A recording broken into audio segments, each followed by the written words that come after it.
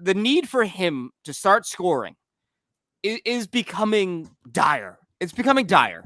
And it's easy to kick him right now while he's down because of how Tuesday night ended. But at the end of the day, the point remains that this team is a better, more dangerous team when he is scoring goals. He needs to score goals. So they got to find those sticks for him and get his game going again. He is the number one thing I think they have to be wishing for. If they are, if they are making their list and checking it twice, he is atop that list, in my opinion.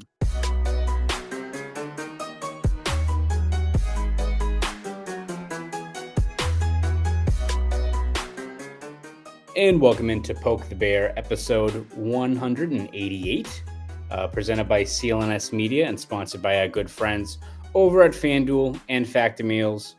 My name is Conor Ryan, and once again, we are joined by our good friend, 98.5 The Sports Hub's Ty Anderson. Ty, how are you? What's going on? This is the old Swayman Pasternak episode, or the Zaka Neely episode, if you want to call it that. Yeah, of course. So this is look at this, going deep into the bag here. Gotta love it. I know, absolutely. Wait till we get to episode 200. We're gonna get Greg Zanin on the pod for the old Zanin revenge game. Yes, exactly. So we have big things planned for that one, but this is still a very special episode, Ty. Is there a lot to talk about? No, not really. No. We're recording this before the Bruins game against the Winnipeg Jets. I'm not going to say what's going to happen in the game because let me tell you something. I looked like a big fucking dum-dum last week when I was like, oh, it's Bruins Islander. It's going to be boring as shit. And then it was like the best game of the year. So I'm not going to say anything. I'm not going to say what's going to happen in this game. I'm not going to say it's going to be a blowout either way, going to be a nail bite or anything like that.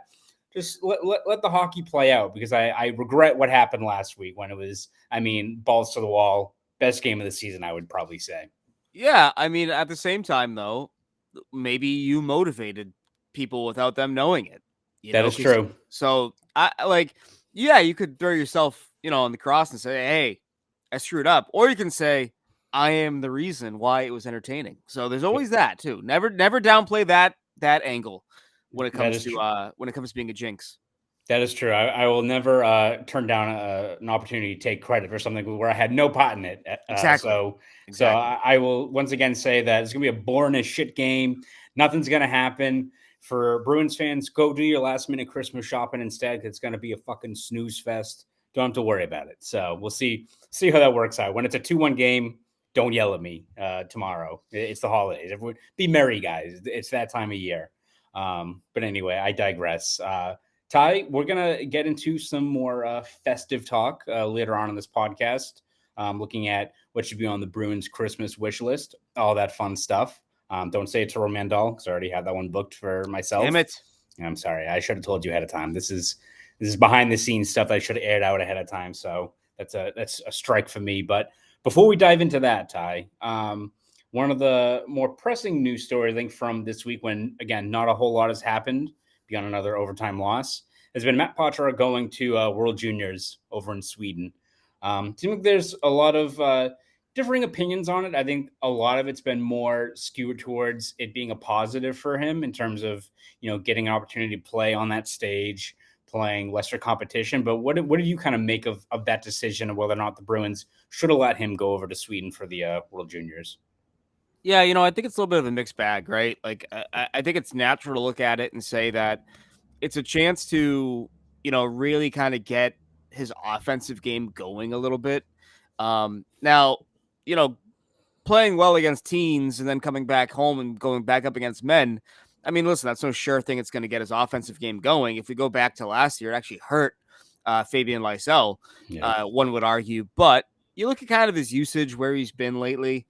It seems like his minutes have kind of gone down a little bit. He's been watching in the third period. And, this is kind of the hard part about having Matthew Poitras on your team in 23-24 is like, okay, well, he can't go down to the minors. He can't go, down to wherever and get some games in. Like, he's got to be in Boston. So they want him playing games. And this is kind of like an in-house cheat code to get him to play some big minutes. So I get it from that standpoint. And, Don Sweeney and the Bruins haven't been afraid to let guys do this in the past. Pasternak did it twice, I believe, when he was a pro. Lysell, as I just mentioned, did it last year. So like this is kind of using some in-house mechanisms here to allow yourself to get this guy some minutes that aren't at the NHL. Now, I overall, I think it hurts the Bruins in the sense that they are not offensively creative enough to play without him and not have it not be noticeable. But I just want him to play. So if he's playing 19 minutes, 20 minutes for Team Canada versus playing 10, 11 minutes for the Boston Bruins, I kind of like what that can do to him in terms of his game readiness, if that makes sense. Yeah, no, I agree. And I kind of go back and forth too. Like I view one of the cons is maybe it's just the whirlwind and the workload. I think when we talked about this, I think it was either last week or 2 weeks ago about Poitras and his minutes and what have you. You brought up the point of like the last thing you want to do for a guy that is so important to this team, especially in that bottom six, is to have him hit a rookie wall. You mentioned like Blake Wheeler had that happen. You can't have that happen to a guy like Poitras when you get to February or March or April when you get into the playoffs where he's just out of gas, which again, it happens. Like these guys are, I think Poitras' most games played ever in his career, I think was 68. I think it was last year with the Storm. So yeah, he goes over there, like he practices, hops on not a bus. That'd be fucking wild if he took a bus to Sweden. That'd be pretty fucked up for the Bruins to do that to him. It's gonna be the Frizz's bus, man. It's gonna be a Exactly. magic bus. Exactly. Takes a plane to Scandinavia, to Sweden, then goes right into practices with Canada. I think if they go to the gold medal, he's playing 7 games in 11 days. Yes. Has a little bit of a break, but then comes back here. And again, the pros of it, as you said, it's like if he goes over there, puts up a really good stat line against under 20 competition, helps Canada go on a run there. Feeling good about his game coming back. That's what you want. You want to have him be kind of rejuvenated in terms of kind of what you saw more from where he was in the preseason early on in the year, where he's kind of riding that high of, being in the NHL and really showcasing that talent. But at the same token, you don't want him to, again, have all that workload and then just hit a wall. It's almost like Lysell. Again, I think other circumstances played into Lysell and just how off and on that season was. But I think at one point, it's either during Dev Camp or another point where he mentioned like the whirlwind he was on over the last couple of years, where it's like, all right, played in Sweden, moved to North America, was over in Vancouver, wasn't really used to like coming over here, had that transition, makes it to Providence, learns that competition, goes back to World Juniors, disappoints playing for Sweden, goes all the way back into it and just hits a wall. Like, I'm not saying that like every player is cut from the same cloth and everyone kind of carves out a different path, but when you're on such a whirlwind like that and either something goes awry or something like that, it can weigh on a guy 19 who, again, he's accelerated his timeline, but he's still 19 in the NHL. Like that is something I think you have to be really cognizant about in terms of just what his overall workload is going to be this year. Yeah, 100%. And I think that you kind of look at the schedule that they have during Poitras' absence. They're going to be playing. They already played Minnesota. They'll be playing them again. I think they have a game with Buffalo coming out of Christmas break. They have a game against Columbus as well along that line. Like those are some games you should win. Now he's going to miss some big games as well. He's going to miss a Devils game. He's going to miss I think a Pittsburgh Penguins game, although they haven't been all that great. But again, they have offensive firepower so that, and not having him kind of hurts you for that kind of game. But I wonder if the Bruins look at that schedule and say, you know what, we can tread water. Like we can go 500 during this stretch without Matthew Poitras. Now, you want to be better than 500, of course, but maybe they don't. I wonder this. Let's put it this way: if the World Juniors was 2 weeks after the fact, right, and Poitras had to miss games against the Lightning, the Avalanche, the Vegas Golden Knights, and whoever else they're playing in that stretch, would they be more like, you know what? Nah, we need to keep him around. We need to keep him around for those 2 weeks because we're playing some stiff competition. Like I wonder if that plays a factor in this as well. But I thought Sweeney gave a great, some great insight for a man who often likes to use word salad and not give you anything. I thought he gave you a great answer when he talked about, the pacing has changed. Like they didn't think that he would be playing this many games and this many minutes, and it's like they almost have to find pockets to get him to not play as many NHL minutes. So what would you prefer, Bruins fans? Would you prefer Matthew Poitras go and play, 7 games for his country? or would you prefer him be a healthy scratch for 5 out of 7 games? And your answer is obviously, well, I don't want to get scratched at all. But the way things were trending, he was going to be scratched again. He was going to be scratched again at some point. He'd been scratched 2 times in 9 days, effectively, or 8 days, effectively. Like they were going to keep sitting him. So I think it's kind of pick your poison as a Bruins fan with what they do with Matthew Poitras, for the next 2 weeks, and they chose Team Canada. Yeah, I think whenever you look at the situation, there's going to be pros and cons, however way you kind of look at it. But even I think with the risk of workload or what have you, getting him, rejuvenated, revitalized, giving him that kind of mid-season spark of going over there, feeling good about his game, I think that kind of outweighs some of these risks that I think you have to be cognizant about. Because if he's back and playing like he was even at the start of the year, where you're looking at this guy like, can he slot into the top 6? Like, again, I think that's really unfair to probably put that expectation. But if he's playing like that and then he's on the third line and injecting that kind of playmaking, it's a complete difference maker for this team. So, I don't think there's any cut and dry way of viewing like the best laid plans for him in terms of this. But I think the Bruins would rather him come back feeling good about his game and hopefully getting on a little bit of run here, because secondary scoring has been a big issue with this team, to say the least. Yeah, and real quick, what I would say is that, there's been a lot of talk, I think, lately when it comes to his usage and how much he's playing or not playing, particularly late in games. I think if there's one confident or one positive to draw from his last NHL game was the overtime loss against the Rangers. He was getting shifts regularly into the third period and into the overtime. That's a positive sign. I mean, that's what you want, right? And it was his most he's played since that blowout loss in Columbus, which was kind of garbage time minutes. So the fact that he was able to get some minutes in a high leverage game against the New York Rangers, I think is a positive sign to how Jim Montgomery is going to use him, because this is something as well that, I'm sure we'll talk about more down the line as the season goes on here, is that, Poitras is an example of a guy, and it's the same reason why I wanted Lowry in Providence. These guys got to play. They're not going to get better being stapled to the bench every game. So to see Poitras get some more minutes in a late and tight game, I think is a positive sign, and you have to hope that continues once he comes back to the NHL.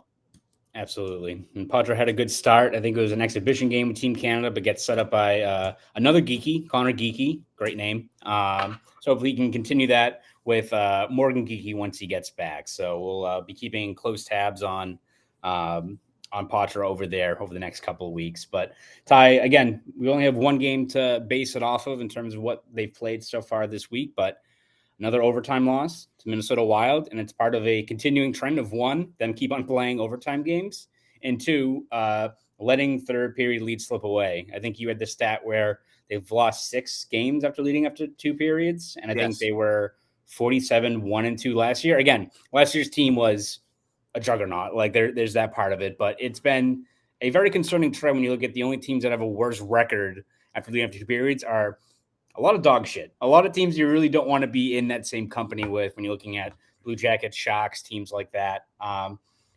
What do you view as been kind of the biggest issue as to, especially defensively, Jim Montgomery, kind of the theme from that loss to the Wild was mentioning net front, way too many chances there, rebounds. I think they're 17th in the league in terms of high danger chances allowed per 60 minutes. What do you think has been the biggest issue there as to why maybe the most uncharacteristic flaw of this team has been present? Yeah, flipping it a little bit, I would say the greatest issue overall is that they don't have the scoring depth to put teams away.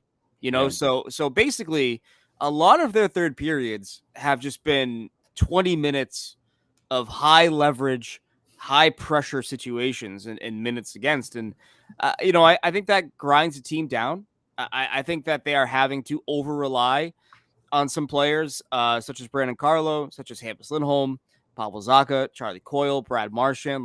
Like they have to kind of grind these guys into dust just to win the game. And I think that's kind of been an issue to a certain degree. I also think that the defenseman, there has been multiple instances of, a Bruins centerman having a clean as hell face-off win and then the defenseman running that puck into trouble. And it's like, all right, well, that's not going to help. Like there's been multiple instances, because people say, well, they lost Bergeron and you're not winning faceoffs as much as you were a year ago, key faceoffs. No, there's been times where they're winning faceoffs and they're winning them well. But what happens is the defenseman is effectively your puck carrier. He has no play. He runs it into danger. He turns it right over. And then, okay, now that faceoff win means nothing because you just screwed it. You lost it. So I think it's been a mix of bad decisions, over reliance on personnel, and not getting the offense you need to put games away before the 57, 58 minute mark of the night. Yeah, the Bruins defensemen have a Leroy Jenkins problem in terms of carrying the puck into danger, doing something extremely ill-advised under pressure. So, I mean, that's been an issue. But I think you also hit the nail on the head in terms of just how much it adds up when you're white-knuckling it for 20 minutes every single night and how much that can wear on a team. Like, Bruins are in desperate need of like a nice 5-2 win, 4-2, something like that, where you can skate the puck out, not have to worry about, a pulled goalie. I mean, even look at the Wild game where you have Pavel Zacha back, and it's his first game back from injury. He missed a couple of games. It's like, all right, he's in the top 6, but we'll ease him back in there. He played like 22 minutes that night, right? Like defending like hell over those final minutes of play. Like, and this is in the end of December. We're not talking about how stressful and taxing it is once you get to April and May. So, yeah, it's almost like there isn't one clear cut solution or reasoning why like this has been a recurring trend. It's like one kind of directly impacts the other, but the secondary scoring and just not being able to alleviate that pressure is wearing on. Again, this is a defense that we've said it time and time again. People are like, all right, yeah, like the personnel is good when you've got guys like McAvoy and Lindholm and Carlo and even like Forbert in those critical situations, but they're also only human. And when you're playing like these kind of games every single night, you're gonna run out of gas in multiple games. And I think that's kind of what's been the case so far. Yeah, it's like it's like baseball. If you have a great reliever, but you got to roll him out there every single night, well, on nights 5 and 6, he's not going to have the best zip on his fastball. He's not going to have the best break on his off speed stuff. And he's going to get tagged. He's going to get dinged up, and I think you're seeing that to a certain degree. And listen, I don't know about you, but I come from the school, the Bruce Cassidy school of timely saves. I believe in timely saves. I believe in what they can do for a team. If we go back to that third period against Minnesota, Linus Ullmark made about, I would say, 4 or 5 timely saves. Yeah. It wasn't until the 5th or 6th chance that Minnesota had that they tied the game and then took the lead. Yeah. And so I look at that and saying there's too much pressure on your goaltenders. You got 2 guys who can score the damn puck between Marchand and Pastrnak right now. Everyone else is kind of MIA for the most part. Like, you got 2 guys who can score, and you got goalies who got to be historically good to win you games every night. It's not a sustainable model. And I think that's what you're finding out here in games, 27 and 29 of the regular season. Yeah, you can win those games for the first 20, but now you're entering, like, you're on your 5th appearance in 6 days. You're on your 4th appearance in a row. Like, you're starting to feel the grind a little bit, I think, for some of these high leverage players, and it's manifesting itself in some blown leads and overtime games. Yeah, it's not really a good sign one for us as writers. It's like, all right, our story on the night will most likely be like, oh shit, this guy scored. Like, this is the story for today. Like, oh, Morgan Geeky's stepped up. Oh, Trent Frederick scores. Like, it's not good when it's like an outlier or like, oh, like let's put the lens on this guy when it's not Marchand or Pastrnak kind of leading the way. So that's absolutely been an issue so far this year. Can we talk about the worst part about this? And this is this is a little inside baseball, so I'm sorry if the listeners and the viewers out there are bored to tears by this. Holy shit, I am sick of having to erase my really good leads and come up with a really shit one because the game completely changed course in the matter of 5 minutes. I am so sick of that. I had such a killer lead on Tuesday, and I actively pounded the table when they tied the game. I was like, God damn it, because I was so excited, and I had to ruin it, and I'm so pissed about it. Oh, it's so annoying. I am so glad that I am not tasked with doing deadline writing for my current gig right now, because, man, it is hard. It is heartbreaking, especially when you've got a really good lead. And there's times where I've been burned in the past of like, I think when it's a big enough game, you got like your lead crafted. So like, I still have like the lead saved from the BU National Championship game when that went awry. I had like a lead already set for 2019, had that all mapped out, good to go. Boop. Nope, not great. And then you had like that moment where like a game's tied in the third period where you're just like, you have to shift the gears very quickly, but you're staring at like the three grabs are like, this guy scored. This guy scored. It's Yeah. like, okay, now there's another AI generated ass recap now that I have to do. So alas. Yeah. It's so frustrating because and the game on Tuesday really spoke to one of my favorite things, which is a well-timed hockey fight. Because Jacob Loco had a well-timed hockey fight, and it looked like it changed the course of the game. And then everything went to hell. And I'm gonna be bummed about it all year. So that's where I'm at with it. But holy smokes, that was a bummer. I doubled down anyway after that game. I was like, you know what, fuck it. I'm still doing the Lauco sidebar piece. Like it still was a good enough play. So I went down with the ship in that regard, but I digress. All right, Ty. Well, before we start looking at holiday wish lists, all the good stuff, let's take a quick break here. Listen from our good friends over at FanDuel. Score early this NFL season with FanDuel, America's #1 sportsbook. Because right now, new customers can get $150 in bonus bets with any winning $5 moneyline bet. That's $150 if your team wins. Now is the best time to join FanDuel. The app is easy to use and you can bet on everything from spreads, player props, over-unders, and more. And frankly, that's the best part about FanDuel, that you can bet on anything. You want to bet on how many wins the Patriots are going to have this year? Be my guest. Maybe how many shutouts Jeremy Swayman's going to have this season? Go for it. You can really do it all. So bet now on an app that's safe, secure, and super easy to use. Plus, when you win, you can get paid instantly. So visit FanDuel.com/Boston and kick off the NFL season with an offer you don't want to miss. FanDuel, official partner of the NFL. Once again, shout out to our good friends over at FanDuel. All right, Ty, 'tis the season. We're very close to Christmas, so what better way to wrap up this episode of Poke the Bear than looking at what should be on the Bruins Christmas wish list. So whether it's a player, a trend, something like that, what do you think this team is asking for Santa to bring them in a couple of days? I mean, the obvious answer is secondary scoring, but let's get more specific here. They need to get DeBrusk those goal scoring sticks. That is he back to using the stick that has a damn hole in it? Like, what is happening? The weirdest shit in the world was that, where everyone I think was just like, it was like him trying to explain it to him. He's like, yeah, like they told me it has like more like loft in it. I don't know. I was like, what the fuck is this thing? Right. Yeah, you're playing with 65% of a stick right now, man. That's not a good thing. No one wants that. But they gotta rummage through the Warrior Ice Arena storage facility and find those sticks that Jake DeBrusk was using last year, because we talk about him every week. And it feels like every week the need for him to score becomes more dire than the week before. You know, you look at where they are right now. But before Tuesday against Minnesota, 3 of their last 5 games, they'd scored 1 goal. Just 1 goal. Tuesday, they scored 3 goals, but they come from the same 2 guys that have been scoring all of them. The need for him to start scoring is becoming dire. It's becoming dire.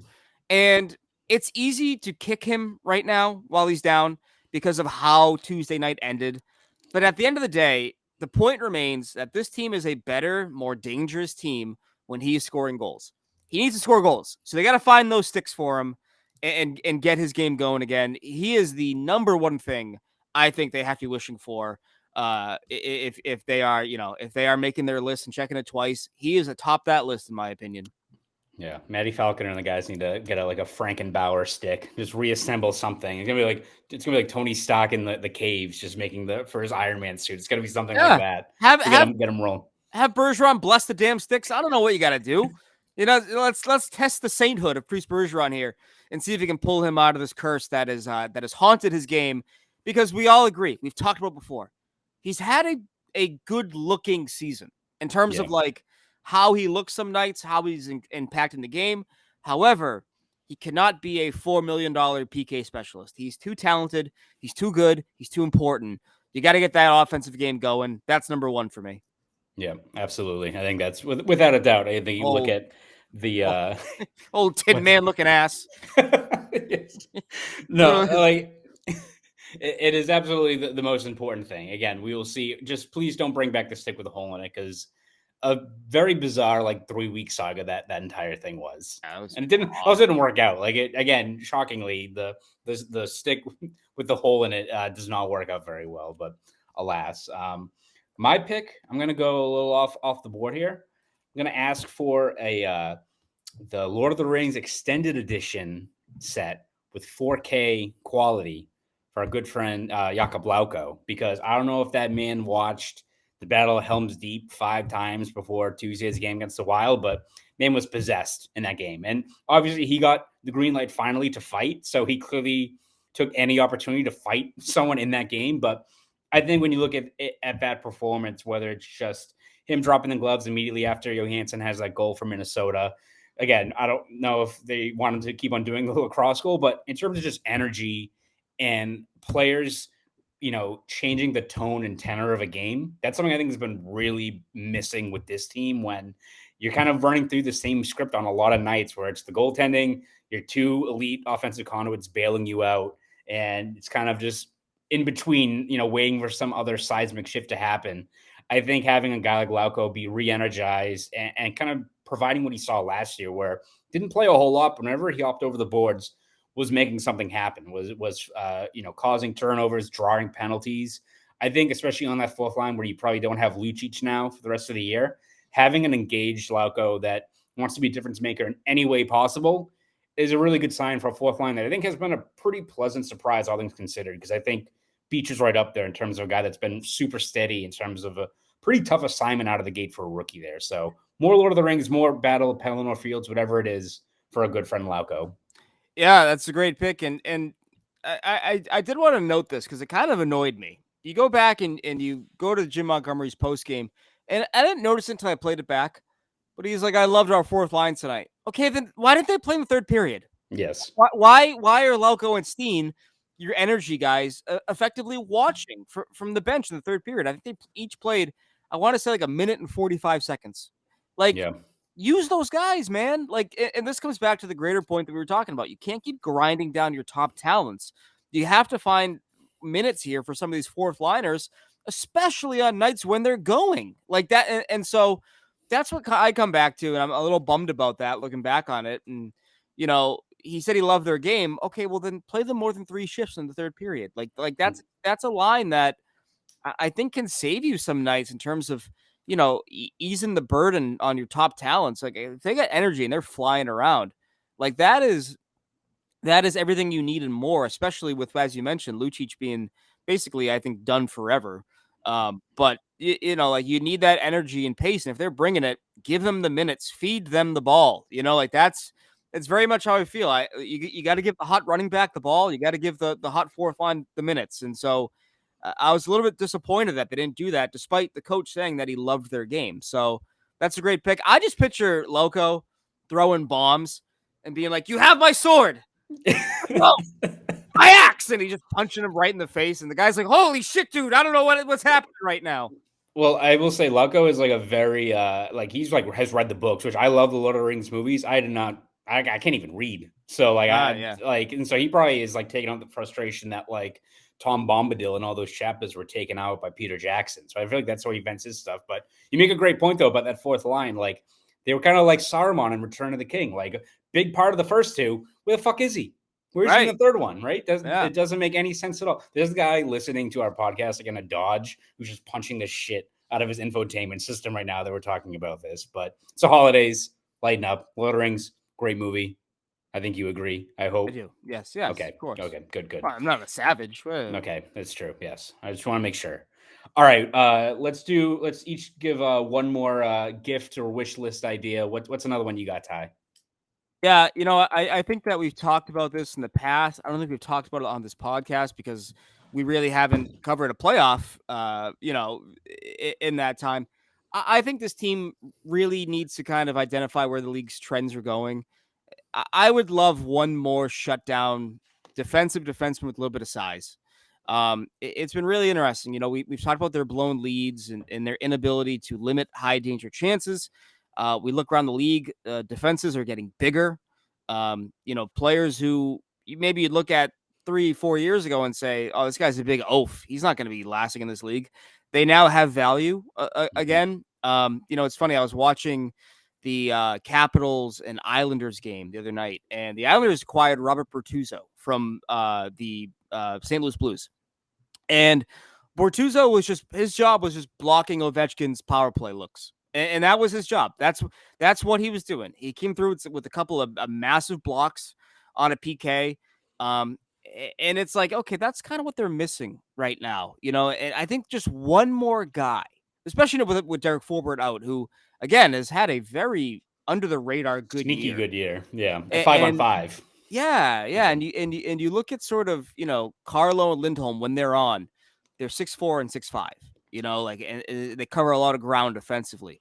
I feel like this team could use one more guy who maybe flies under the radar, but has a strong impact in the defensive zone.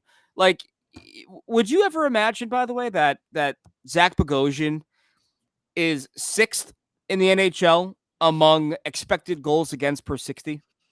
Like, that's a pretty good number for a guy who costs nothing. You know what I mean? Like, I feel like they need just one more of those types, that type of defenseman.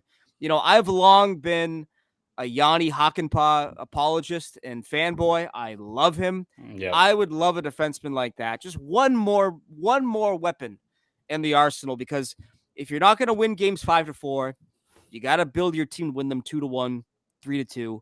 One more shutdown D may be the way to do that for this Bruins team. Absolutely. No, this is a Yanni Hakanpää Stan podcast. I think we were both like, at whatever offseason he was free agent, I think both of us were like, have you seen this fucking guy? Like, this is what they need. Not last. And again, he's on a Dallas team that I think the average height for that defense is like 6'3". Like, Heiskanen's the only guy, which you can afford to have a guy be 5'11", 6 foot if they're Heiskanen or what have you. So, alas, that is, I think you hit the nail on the head in terms of especially a realistic guy they could maybe acquire. We're not talking about like Elias Lindholm, stuff like that. If you move a little bit of money and find like a third pairing, big bodied guy, make a world of a difference. So that's a good pick there, Ty. Before I give mine, let's take a quick break one last time before we wrap up our podcast. Hear from our other good friends over at Factor Meals. This holiday season, you might be looking for nutritious, convenient meals to keep you energized on jam-packed days. Factor, America's #1 ready-to-eat meal delivery service, can help you fuel up fast for breakfast, lunch, and dinner with chef-prepared, dietitian-approved, ready-to-eat meals delivered straight to your door. You'll save time, eat well, and stay on track with your healthy lifestyle while tackling all your holiday to-dos. Too busy with holiday plans to cook, but want to make sure you're eating well? With Factor, skip the extra trip to the grocery store and the chopping, prepping, and cleaning up too, while still getting the flavor and nutritional quality you'll need. Factor's fresh, never frozen meals are ready in just 2 minutes, so all you need to do is heat and enjoy. This November, get Factor and enjoy eating well without the hassle. Simply choose your meals and enjoy fresh, flavor-packed meals delivered to your door. Ready in just 2 minutes, no prep, no mess. So head to factormeals.com/poke50 and use code POKE50, that's POKE 50, to get 50% off. That's code POKE50 at factormeals.com/poke50 to get 50% off. Once again, shout out to our good friends over at Factor Meals. All right, Ty, my last one, I'm going to say, focused on defense again.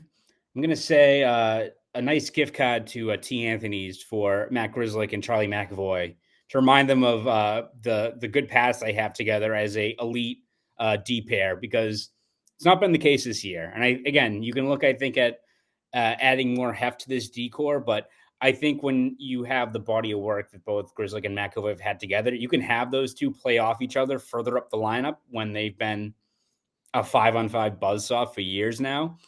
Has not been the case this year. And whether it's, Grzelcyk being banged up or what have you, that group, regardless of, you can talk about the playoffs and where Grzelcyk fits in, but when McAvoy especially is at his best, it's usually been with Grzelcyk next to him. Has not been the case this year. 152 minutes together, almost 70% ozone starts, which is above and beyond what they even were in years past. And they've been outscored 6-3. That is not great. Not great when you have those guys playing like that. Last 3 years together, Bruins outscored opponents. I think it was 86-32, an absurd number when they're together. And so again, yes, you can look at personnel, where he fits, what have you. In terms of just the regular season of getting your game right, having those two guys play off each other and play at a high level is essential in terms of just how this overall decor is structured. Hasn't been the case this year. So whether it's Grizz getting healthy, McAvoy making some adjustments there, need to get those guys back playing at a high level. Because I think even starting the playoffs last year, where again, people can talk about Grizzly and what have you, when McAvoy was with Orlov, wasn't really the same. And things started going off the rails later on in that series once you take Grizz out, Forbert and Clifton had really bad games. And it started leading to what we all know happened on April 30th. So I think you need to get those guys back playing at a high level. Yeah, and I think we both agree that Matt Grzelcyk is not nearly as bad as his detractors online will tell you. I will also say that he's not nearly as good as the analytics will tell you some nights. Yeah. Some nights he looks really good on our spreadsheets and our graphs, but the on-ice game, you're like, he could have given you more. Yeah. And I think that Grzelcyk hasn't looked good since coming back from injury. Yeah. Now, is that rust? Is that lingering? Like what is it, right? But no matter what it is, he's got to shake it off because he's an important part of this team. They did not trade him. They did not give him away last year when they were in their cap hell situation. They clearly value what he can do. And so he's got to bring more of that when he's on. And Jim Montgomery's talked about this before. He's really good at killing plays in transition on the rush, and then creating plays the other way. I think that there's more to give on that front. And so, especially as a pairing with Grzelcyk and McAvoy, like as you noted, they're a super pairing. They are a super pairing when they are on their game. They haven't been on their game yet. So there's the body of work is deep enough to suggest that it will happen. But again, we are coming back to there's been the theme now for, I would say, about 3 or 4 podcasts in a row where, their margins are just so slim that they need these guys to really be on their game. So I think that just add them to the list, along with getting Forbert healthy, getting DeBrusk the sticks without the holes in them. Like these guys are every member, right? Like every member who was on last year's team, who is still on this year's team, is more important than they were a year ago. It's as simple as that. And so for some of those guys, it's like, well, yeah, no shit. Zaka's important. McAvoy's important. But your secondary guys are now, they're now 5 or 6 on the pecking order, whereas last year they may have been 8 or 9. Right. And that's kind of, I think, the big thing now for that those players have to get used to and have to rise, lift up their game to meet that level. Absolutely. No, you hit the nail on the head there. Plenty to work on for this team. Hopefully Santa gives them something that helps them kind of reverse this little trend they've been in over the last couple of weeks here. So, Ty, where can we read your stuff, listen to your stuff? Where can we find you beyond this podcast? Yeah, beyond this podcast, still with 985sportshub.com. You can read all my stuff there. Radio, I have nothing scheduled, not on the schedule at all. But I have the podcast I do there, Sports Hub Underground, myself and Matt Zolliff. You can come check that out anytime. And you can always find me on Twitter/X at _Ty Anderson. So I'll be there if you need me. My Instagram is not hockey, so don't even bother following it. You're going to hate it. It's just music and nonsense and pictures of doom. How about yourself? Ty, you can read my stuff over at boston.com, whether it's Bruins. I'll be at Patriots down the stretch as well, kind of get ready for the post-mortem of that season. I'm so sorry you have to keep doing that. We're almost there. But you can find all my stuff on boston.com. You can also find me on Twitter, X, whatever the hell it's called, at Conor Ryan _93. So that was our latest episode of Poke the Bear. To everyone listening for this podcast, for Bruins Beat, all that stuff, who read all of our stuff online in print, Merry Christmas, Happy Holidays. Again, we do not take for granted the opportunity we have to talk hockey, talk about the Lord of the Rings and Bruins hockey in the same podcast, and interacting with all you fans, and you guys make it all possible. So for everyone listening to this one, Merry Christmas, Happy Holidays, and we will talk to you guys after the holiday break.